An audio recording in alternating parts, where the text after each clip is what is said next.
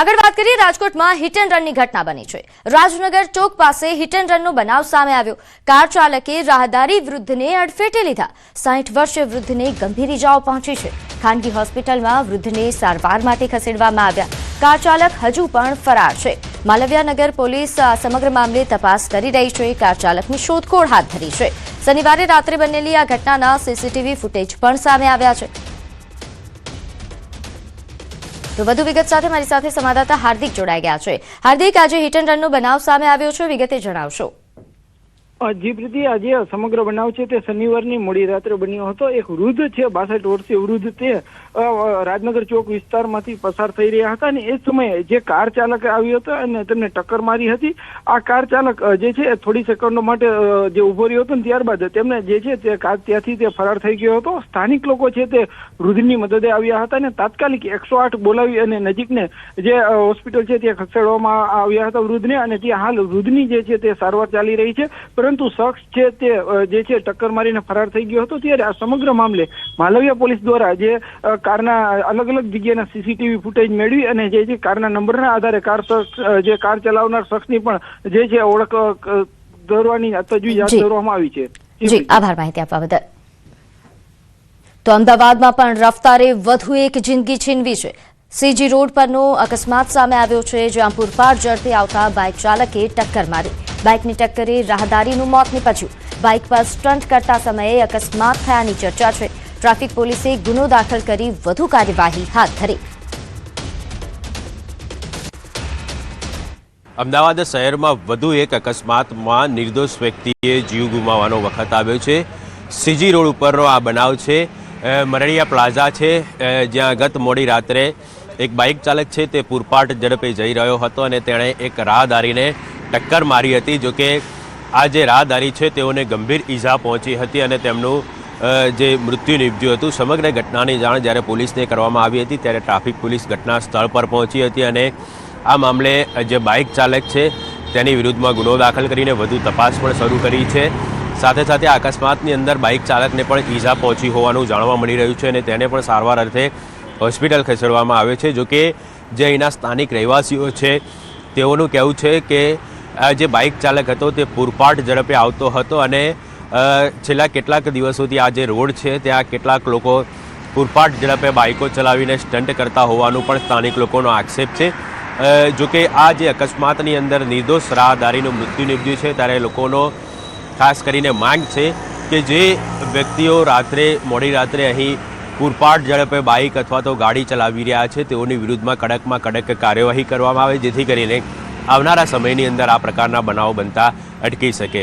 Cameraman Pankaj Makwana સાથે ઋત્વિજ સોની, news 18 Gujarati, Ahmedabad. તો સુરતમાં ચોથા માળેથી પટકાતા બાળકનું મોત થયું। પતંગ ચગાવતી વખતે બાળક નીચે પટકાવ। અગાસી પરથી પડતા 9 વર્ષના બાળકનું મોત થયું। બાળકના મોતથી પરિવારમાં શોકનો માહોલ છે। તો સુરતથી આ બનાવ સામે આવ્યો છે। વાલીઓ માટે આ ચેતવણીરૂપ કિસ્સો છે, કારણ કે ઉત્તરાયણ નજીક આવી રહી છે। હવે બાળકો અત્યારથી જ પતંગ ચગાવી રહ્યા છે અને તે વચ્ચે આ ખૂબ જ આઘાતજનક સમાચાર છે। બાળકોની સલામતી માટે વાલીઓએ હવે સતર્ક રહેવું પડશે। તો જૂનાગઢમાં સારવાર દરમિયાન અહીં મોતનો બનાવ સામે આવ્યો છે। મળતી માહિતી અનુસાર ગઈકાલે સિંહણને બેભાન કરવા માટે ટ્રેન્ક્યુલાઇઝર ગન કર્મચારીને લાગી હતી, જેના કારણે સિંહણના રેસ્ક્યુ સમયે જ્યારે આ ઘટના બની ત્યારે સિંહણને બેભાન કરવા માટે આપવામાં આવતો ડોઝ ટ્રેકરને લાગી ગયો હતો। ત્યારે વિસાવદરના નાની મોણપરીમાં આ ઘટના બની, જેમાં સારવાર દરમિયાન અશરફ ચૌહાણ નામના ટ્રેકરનું મોત થયું છે। વન વિભાગમાં ટ્રેકર તરીકે ફરજ બજાવતા અશરફ ચૌહાણ કે જેમનું મોત થયા હોવાના સમાચાર છે, જેના કારણે પરિવારમાં શોકનો માહોલ છે। મળતી માહિતી અનુસાર જ્યારે સિંહણને રેસ્ક્યુ કરવા માટે ટ્રેન્ક્યુલાઇઝર ગનનો ઉપયોગ કરવામાં આવ્યો ત્યારે આ ઘટના બની। વધુ વિગત સાથે મારી સાથે સંવાદદાતા અમાર બખાઈ જોડાઈ ગયા છે। અમાર, જે આ ઘટના બની તેને વિગતવાર જણાવશો। પ્રીતિ, ચોક્કસ કે જે રીતે ગઈકાલે વિસાવદરના નાની મોણપરી ગામે એક બાળક પર છે તે સિંહણે હુમલો કર્યો હતો અને બાદમાં તે બાળકનું મોત નીપજ્યું હતું। ઘટનાની જાણ થતા વિસાવદર વન વિભાગની ટીમ અને સાસણથી એક ટીમ છે તે રેસ્ક્યુ માટે સિંહણના બોલાવાઈ હતી। રેસ્ક્યુ કામગીરી ચાલી રહી હતી ને તે સમયે સાંજના સમયે જે તુવેરની વાડ કહેવાય છે કે જે તુવેરનું ખેતર હોય છે ત્યાં સિંહણ હતી અને ત્યાં વન વિભાગનો સ્ટાફ કામગીરી કરી રહ્યું હતું. તે સમયે જે બેભાન કરવા માટે જે સિંહણને ડોઝ આપવામાં આવે છે તે ડોઝ જે વન વિભાગમાં ફરજ બજાવતા તે ટ્રેકર છે તેને લાગી ગયો હતો.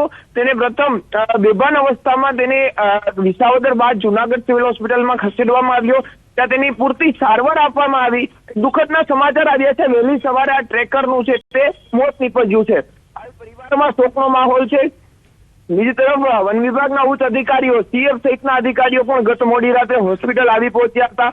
ત્યારે વહેલી સવારે મેસેજ મળ્યા છે કે હાલ જે ટ્રેકર હતા કે જેને જે સિંહણને બેભાન કરવા માટેનો જે ડોઝ આવતો હોય છે તે દેવામાં આવ્યો ને તેનું મોત નીપજ્યું છે. ખાસ કરીને પ્રીતિ જે ડોઝ હોય છે તે સિંહણને બેભાન કરવા માટે આવતો હોય છે એટલે તે ડોઝ છે તે મોટા પ્રમાણમાં હોય છે અને જો તે માનવ ઉપર લાગે એટલે તેની અસર ગંભીર થતી હોય છે અને તેના કારણે આ ઘટના છે તે બની છે. જી બિલકુલ, આભાર માહિતી આપવા બદલ. તો આગળ વાત કરીએ ગાંધીનગરના સેક્ટર 24, 26 અને 28 તેમજ આદિવાડા વિસ્તારમાં દૂષિત પાણીથી ટાઇફોઇડના કેસ સામે આવ્યા છે. પાણીની પાઇપલાઇન લીકેજ થતા બાળકો તેમજ સ્થાનિકોએ ટાઇફોઇડના ચપેટમાં આવ્યા હતા. આ મામલે કેન્દ્રીય ગૃહમંત્રી અમિત શાહે ડેપ્યુટી સીએમ હર્ષ સંઘવી તેમજ જિલ્લા કલેક્ટર સાથે સંપર્કમાં રહીને વર્તમાન પરિસ્થિતિ અંગે વિગતો મેળવી હતી અને યુદ્ધના ધોરણે કામગીરી કરવા માટે સૂચના આપી. તેમજ ગાંધીનગર સિવિલ હોસ્પિટલ ખાતે પીડિત દર્દીઓ અને સગા માટે ભોજનની સુવિધા સુનિશ્ચિત કરવા માટે પણ સૂચના આપવામાં આવી. પાઇપલાઇનનું તાત્કાલિક સમારકામ અને આ દુર્ભાગ્યપૂર્ણ સ્થિતિનો ફેલાવો વધુ ન થાય તે માટે આસપાસના વિસ્તારોમાં પણ પાઇપલાઇનની સઘન ચકાસણીના આદેશ આપ્યા. હાલ 94 દર્દીઓ એ સારવાર લઈ રહ્યા છે, જેમાંથી 75 હેલ્થ ટીમ દ્વારા સર્વે કરવામાં આવ્યો છે. પાણી ઉકાળીને પીવા તેમજ બહારનો ખોરાક ન ખાવા માટે લોકોને સલાહ આપવામાં આવી. રોગચાળાના નિયંત્રણ માટે પાણીના સુપર ક્લોરિનેશનની કાર્યવાહી પણ વેગવંતી બનાવવામાં આવી છે.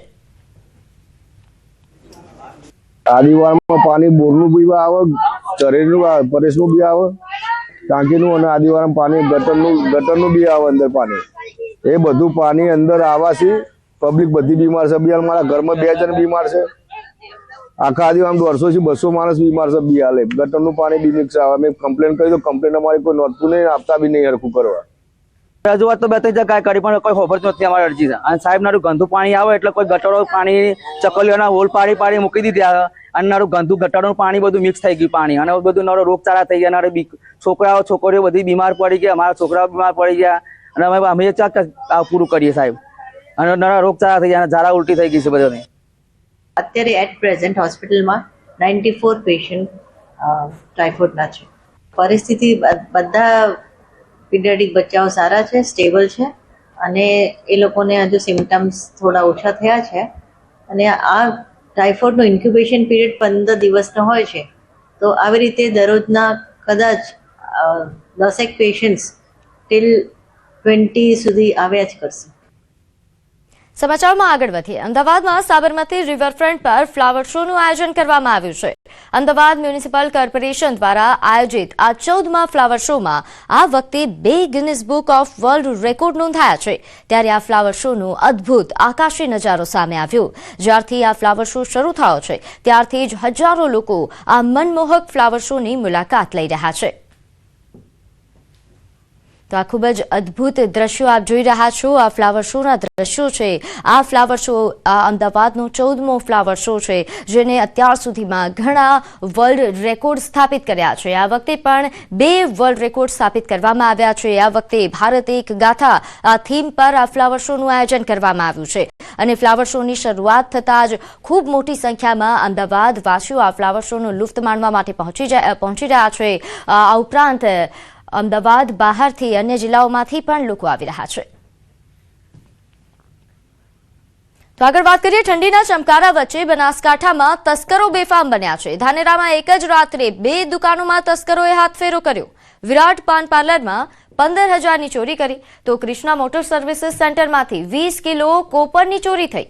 પોલીસના નાઇટ પેટ્રોલિંગના દાવા વચ્ચે આ ચોરી થતા કામગીરી સામે પણ સવાલો ઉઠી રહ્યા છે.